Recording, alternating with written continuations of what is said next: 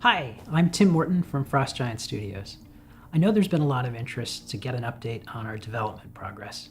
We've still got a lot of big questions ahead, but right now we're really just focused on building out a foundation for a new game. In this video, you're going to hear from members of the art, design, and engineering teams about what they're currently working on. I hope you enjoy the update. For me, I love focusing on the setting first. I love building a game world. The reason why setting is important to me is that it is the foundation from which everything else can be made. It's hard to decide what factions should be in the game, or what units should be in those factions, or what gameplay mechanics we should do if we don't really know the setting first. We're taking a look back at the previous games in the genre, or just previous games as a whole.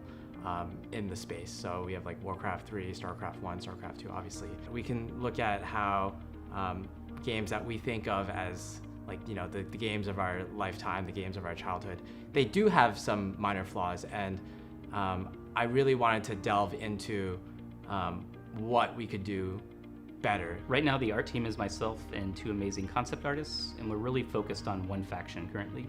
We're doing a lot of 2D work, kind of figuring out the look and the feel, and once we establish the visual language of that faction, we will then create it in 3D and get it into the game and then kind of see what works and what doesn't from a silhouette standpoint and readability. At the moment, I'm working with the other designers to sort of figure through, the different problems that we need to solve to build the game we want to build. But the UX-specific components of that are things like the flow of the user through the client, the UI that the user uses to interact with the game itself. And that includes gray boxing the UI, implementation of the UI. It could involve art, we'll see. There's a lot of different components to that. I was various roles on StarCraft 2. I was gameplay lead, engine lead.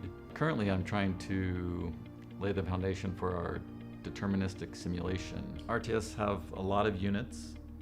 They need to be responsive. We'll start small and we'll implement unit-to-unit collision and movement. There are about 500 Yetis here of various sizes and one large red Yeti. The Yetis flash when they're in collision with another Yeti and need to be moved.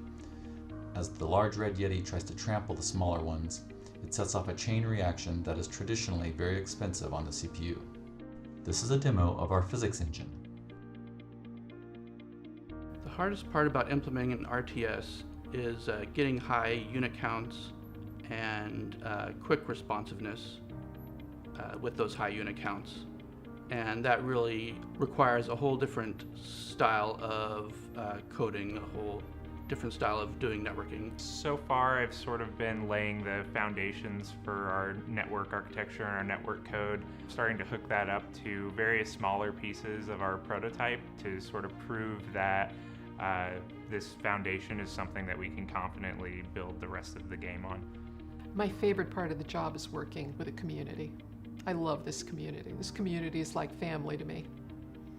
My kids are in this community. This community is my family. We have a community member, nice username, who kindly kicked off a subreddit for us, and that subreddit has been also amazing, incredibly active, full of ideas. The progress from the community side has been terrific. For us, I think the challenge is the opportunity. We are a small team. We're a small studio. We just formed the company. We've just assembled our initial core crew, and we're just beginning development on our game. We're able to make technology choices now at the outset that will support the gameplay that we're after, and we're able to design gameplay and approach it in a way that is really fresh and is really new. We're entering a new phase where we're going to be testing some of our initial ideas by prototyping them in the game, where we're going to be building our first units and our first buildings, getting our first taste of gameplay, and really, this is where the magic happens. We can really prototype, find the fun, and then chase that wherever it leads us in order to deliver the best possible game.